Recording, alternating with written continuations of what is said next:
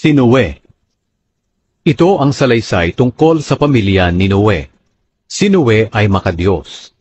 Siya lang ang namumuhay na matuwid sa kapanahunan niya at malapit ang kanyang relasyon sa Diyos. May 3 siyang anak na lalaki na sina Shem, Ham at Japhet. Napakasama na ng mga tao sa paningin ng Diyos at ang kanilang kasamaan ay laganap na sa mundo. Nakita ng Diyos na lubhang masama ang mga tao sa mundo dahil ang ginagawa nila ay puro kasamaan. Kaya sinabi niya kay Noe, "Lilipulin ko ang lahat ng tao. Dahil sa kanila lumaganap ang kasamaan sa mundo, lilipulin ko sila kasama ng mundo. Kaya ikaw, Noe, gumawa ka ng barko mula sa matibay na kahoy at gawan mo ito ng mga kwarto.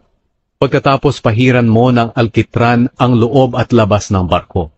Gawin mo ito na may sukat na 450 talampakan ang haba, 75 talampakan ang luwang, at 45 talampakan ang taas. Lagyan mo ng bubong ang barko, at lagyan mo ng agwat na 1/2 metro ang dingding at ang bubong. Gawan mo ang barko ng 3 palapag, at lagyan ng pintuan sa gilid. Sapagkat pababahain ko ang mundo para malipol ang lahat ng nabubuhay. Mamamatay ang lahat ng nasa mundo. Pero gagawa ako ng kasunduan sa iyo. Papasok ka sa barko kasama ng asawa at ng mga anak mo, pati ang mga asawa nila. Magpapasok ka rin ng isang lalaki at babae sa bawat uri ng hayop, para mabuhay sila kasama mo. 2 sa bawat uri ng lahat ng hayop, mga lumilipad, dumalakad at gumagapang.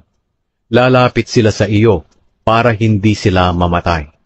Magdala ka rin ng lahat ng uri ng pagkain para sa inyo at para rin sa mga hayop. Sinunod ni Noe ang lahat ng iniutos ng Diyos sa kanya.